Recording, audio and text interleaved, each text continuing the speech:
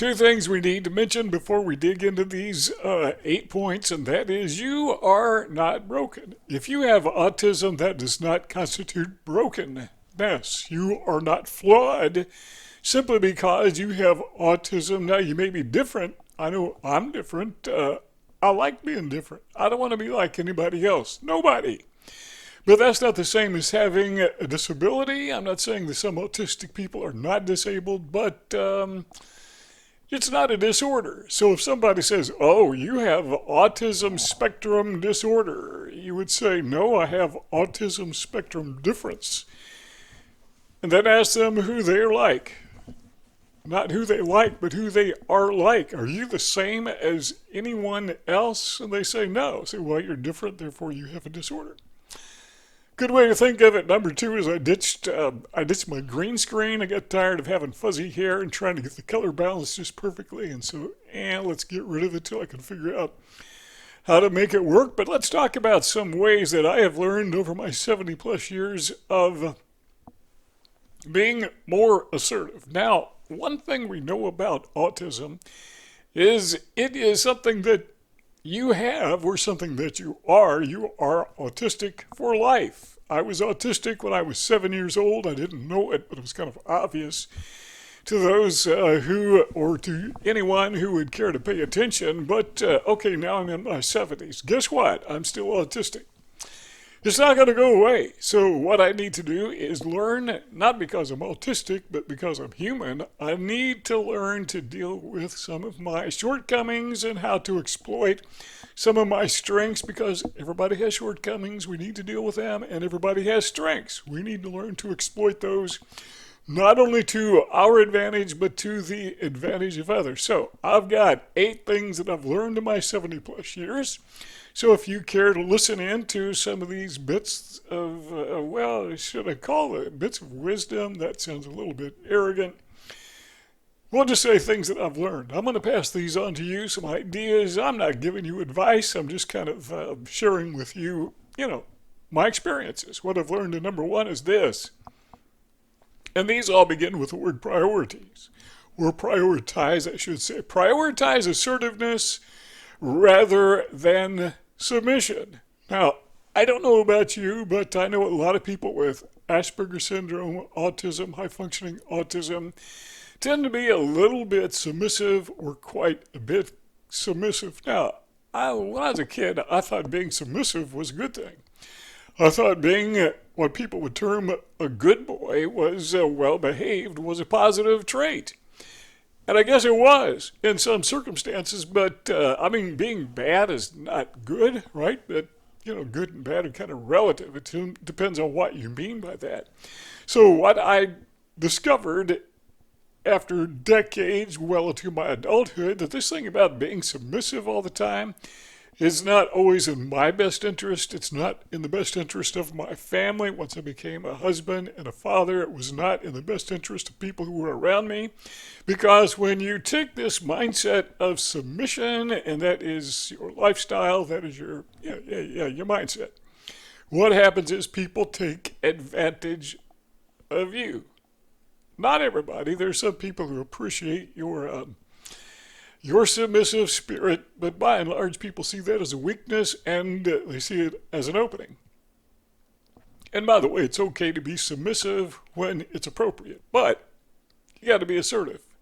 Hard to do when you can't hardly talk. Hard to do when you are, dealing with what I like to call, and you've heard me say it a million times, the possum syndrome, that time when you get catatonic and you can't talk and you can't think.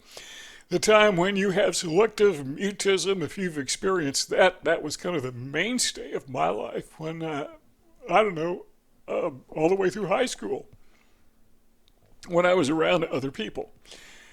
I didn't know how to be assertive, and I didn't prioritize it because I didn't see a need to be assertive, because I thought being assertive was a bad thing, So what do? Well, I like the phrase, lean into it. I'm not talking about being obnoxious, being a bossy, trying to dominate other people, but just kind of lean into it. Let others know by your body language, by the look in your eye, by the way you speak, just a little bit at the beginning. that you are going to lean into assertiveness. Now, you will find that that is an amazing difference in other people because there is something that people with autism, and we're going to go on to number two and then tie these things together in a moment, but there's something that people with autism and psychopaths have in common. And we're going to do a video on that if I don't forget. And that is mirror neurons seem to be not functional as they are in most neurotypical people. But there is a difference, and that is that people who are psychopaths, it seems like they can turn on and turn off their mirror neurons. And they can be very charming, and they can be very destructive and brutal. You ever read a story about a psychopath who was a serial killer or watched a video about serial killers and you wonder, how can this sweet, wonderful person kill people? You know, and virtually that's one thing that most, not all of them, but most serial killers have in common. They're charming because they can turn on mirror neurons and turn them off. What mirror neurons are basically part of your brain. A function of your brain where people reflect other people. Somebody yawns and other people yawn. Psychopaths don't do that. I don't think people with autism do it as much. I think I do, but not as much as other people do. Okay, so we tend to reflect each other. That is due to mirror neurons. And so when you become assertive, you're thinking, okay, if I become assertive, they're going to reciprocate. Remember, we talked about that in another video by being assertive. Not necessarily. Often what they do is they reciprocate by being respectful. Imagine you're pulled over by a police officer. Maybe you're driving a little bit too fast and the police officer's in a bad mood, and so you're going to reflect his bad mood.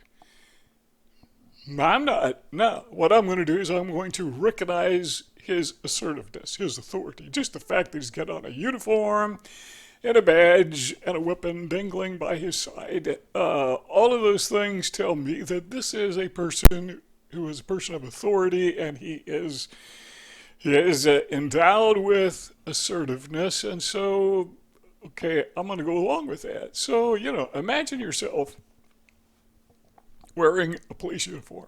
Don't do it literally because you get yourself in trouble. But when you're out and about, just imagine that you are in a police uniform and behave yourself accordingly. Now, if it's legal, maybe you should even dress up in a police uniform. Maybe wait till Halloween to do it, but to dress up in a uniform, and I think you'd be amazed how people's mirror neurons kick in by virtue of the fact that you're wearing a uniform. It could even be a security guard uniform, just to make sure it's not illegal. Number two, we're going to move a little bit quicker here, is prioritize your interest over the selfishness of others. And you got to be careful here because you could prioritize your interest and stomp all over other people. If you have autism, I don't think that's a real danger. If anything, it's the opposite. It's often the opposite. But what is your interest? I mean, what is in your best interest? Well, other people have their best interest in mind, and sometimes it's pointless other than just to satisfy their ego. We're talking about narcissists here. So they prioritize their selfishness for no reason other than to inflate their already oversized ego. So there are times when we need to prioritize our interests when we understand that others are being abusive. Number three is this: prioritize composure over chaos. And there are some people, we've talked about this before, who they just love to operate in an atmosphere of chaos. You may have worked with people like this, may have gone to school with people like this, but they love to fight. First thing they do when they get to work is they try to start a fight with other people. They argue, they are disagreeable, they cause chaos, they cause drama. I like to call it drama, and everybody loses their composure. They love it because that tells them they're in control. See, I made that person lose his or her composure. Well, not you. You're going to keep your composure. In fact, while you're at it, you might even smile.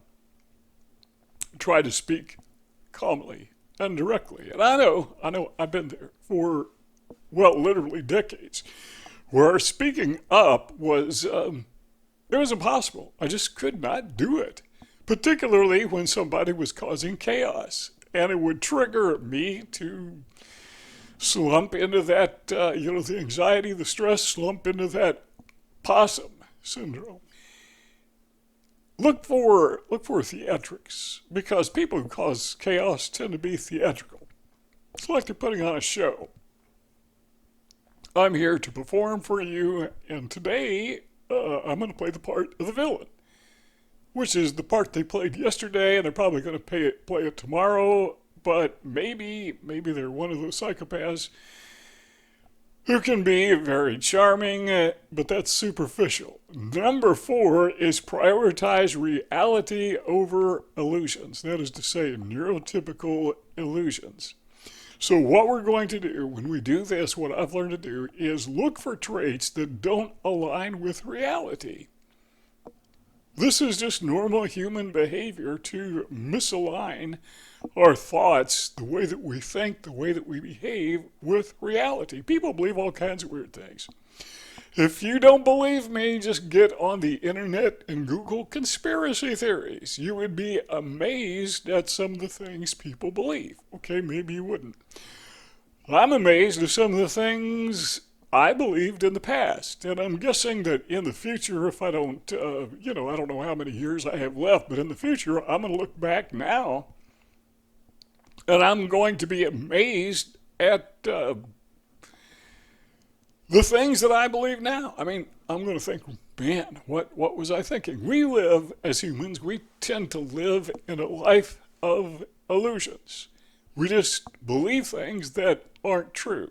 But we need to prioritize reality to get out of that. So when we're dealing with others, we need to look for traits that these are people who live in an illusionary world. And then we need to look for those traits in ourselves so we can overcome them. Number 5 is prioritize the spotlight over negligence. Do you like to be in the spotlight? I don't, unless it's necessary. I mean, a lot of public speaking I always have. There's something about doing that. It's just fun. I don't know that it's the spotlight in particular, but I just enjoy doing it. But here's what we find happening.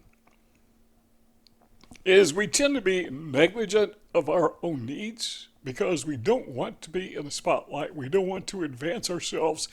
We don't want to be assertive. We are afraid of getting burned, of being hurt by other people. And you know from your experience, just like I do, that they are more than happy, not all of them, but many neurotypical people and people with autism are more than happy to hurt you, hurt me, because they can. So what we want to do is say, hey, negligent, I'm not going to be ignored. When you're at the workplace, there's nothing wrong with, as we said earlier, leaning into it if you want an advancement in the workplace. Why not go for the spotlight? Why not have a conversation with your employer and saying, I think I deserve an advanced position. I've been here so long, I think I'm qualified to be a manager. Or whatever. And if they say no, what have you lost?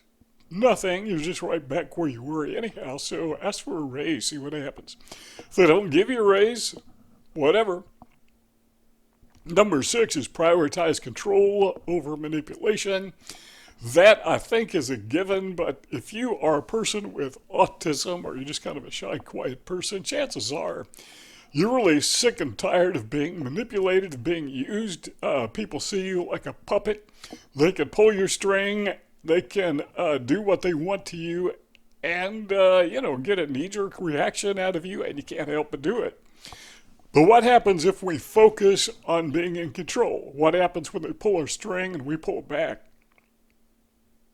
What happens when we they push and we don't give in? What happens if they push and we push back? Say, well, they're going to push even harder. Okay, then we'll push harder.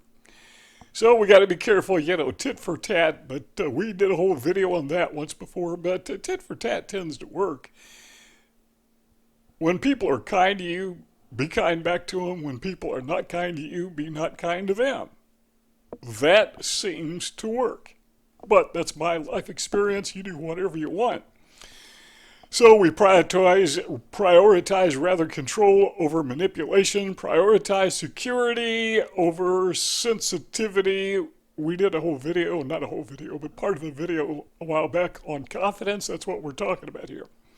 So I want to be secure in who I am. Now, we're not talking about security in the sense of self-defense or financial security. We're talking about security as opposed to being hypersensitive. That is to say, as a person with autism, you've been hurt so much that you may be just a little bit too sensitive. It's kind of like a sunburn, and somebody touches you, and man, what is that? That really hurts. I think a lot of people with autism, at least this was true of me, don't know about you, but I had like a personality sunburn.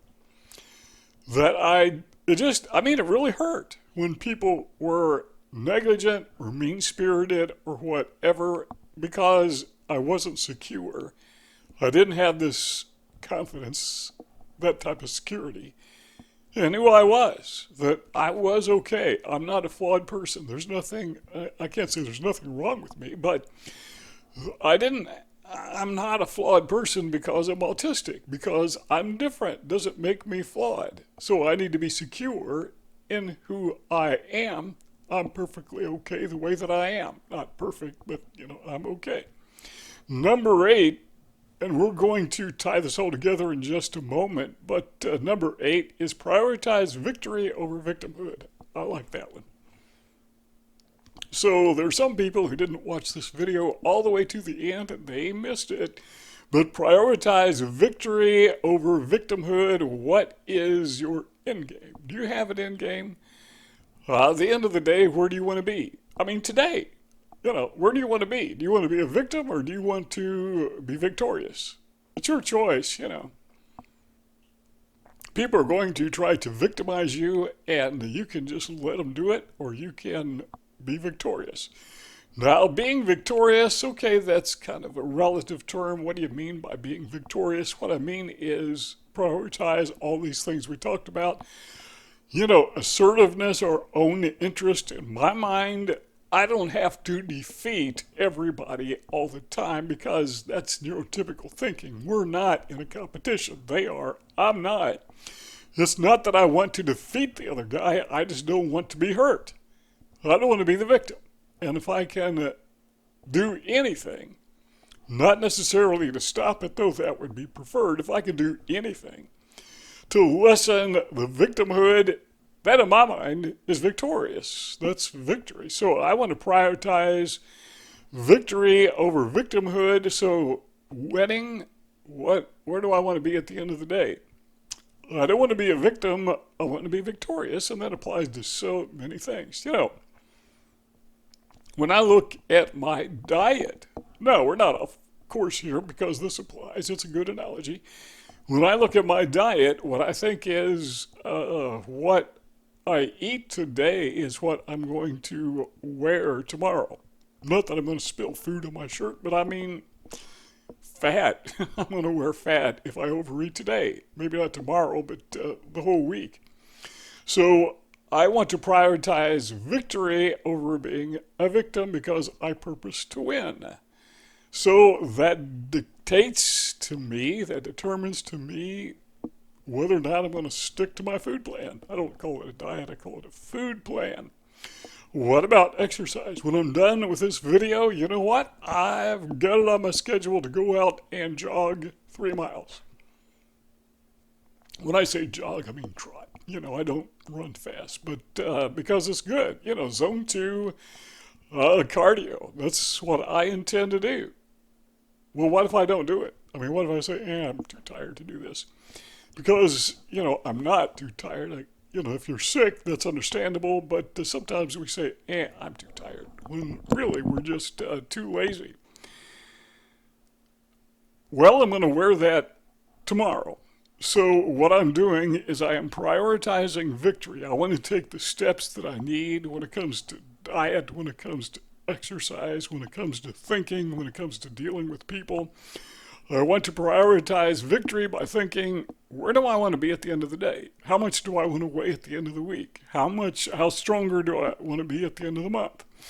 What do I want to look like in 6 months because of my diet and exercise? How do I want to be perceived in 6 months because of the way that I deal with people? People who live in the neurotypical hive mind, they, by and large, don't worry about this stuff because it all comes natural to them. But those of us who live in the uncanny valley, yeah, we need to focus on these things and we really need to work on it. Let's tie this all together. Remember, I said earlier a couple times, just lean into it. Another way to say that is don't shy away from it. So you go two directions. You can lean into it, lean into assertiveness, or you can shy away from assertiveness. I'm not going to shy away. I'm going to lean into it. And again, as we said at the very onset, that doesn't mean I'm going to be a jerk or be obnoxious or be disrespectful to people. But I'm not going to be a floor mat either. I'm going to lean into it. I'm not going to shy away from it. In the lower right-hand corner, circle, you click on that thing, and you can subscribe to our YouTube channel and be a part of our family. There is a rectangle lower left-hand screen. Click on that, and you access our library of who knows how many hundred videos I've made in the past. They are there for you, and we'll see you all next time.